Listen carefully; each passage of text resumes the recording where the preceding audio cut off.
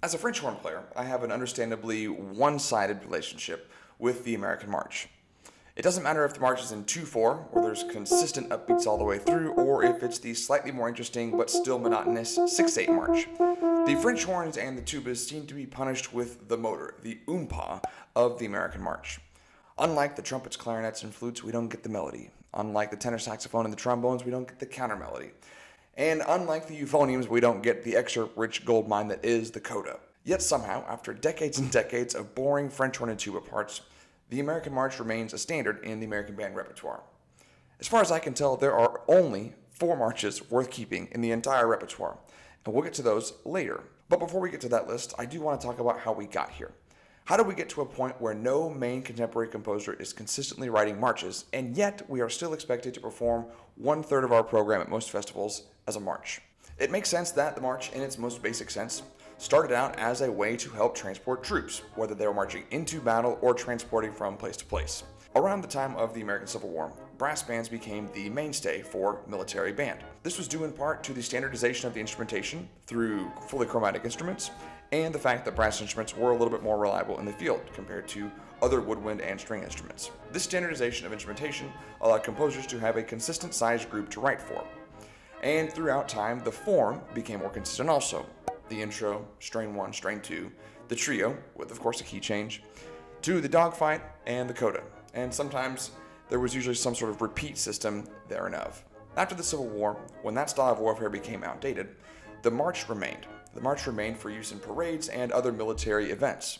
And as bands became more commonplace in America through the use of town bands, professional touring bands, and eventually school bands, the march was an easy piece of repertoire that was ready to call upon, as there was a vast library of marches to choose from.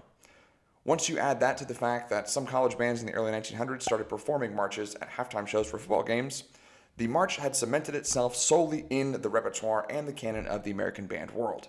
But as we fast forward another 50, 60, 70, 80 years, we find that the current composers of the day are not writing marches in the traditional form. You'd be hard-pressed to find a composer that's making their living off of writing American marches. In fact, in a recent 2009 study, many band directors admitted that programming marches became less favorable once they realized that the university bands programmed them less on their own concerts. Additionally, that same study found that band directors have admitted to choosing easier marches, even though they are required for their festivals, so that way they could spend more time on the other 2 pieces. Having said all that, I personally believe that the march does still hold a place in our American culture. Military bands create a large part of the American culture and the American vibe at such events like presidential inaugurations and July 4th Independence Day celebrations. However, we should be asking ourselves as band directors if the march itself has a place in the standard repertoire for school bands. Should we really be spending 1/3 of our concert festival programs on a march, an outdated style that really nobody's composing for? If you disagree with me, please let me know in the comments. What is your favorite march? Let me know in the comments. After looking through marches after marches after marches, I could only find 4 marches that I liked, and they're marches that aren't really marches. The first piece is Children's March by Percy Grainger. This, of course, in no way fits any of the criteria that a traditional American march would.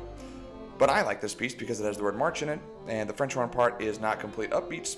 There's some pretty good melodies in there, and to be honest, it has recently translated to the marching field more successfully than I would say some of the traditional marches have. Number 2 is Commando March by Samuel Barber.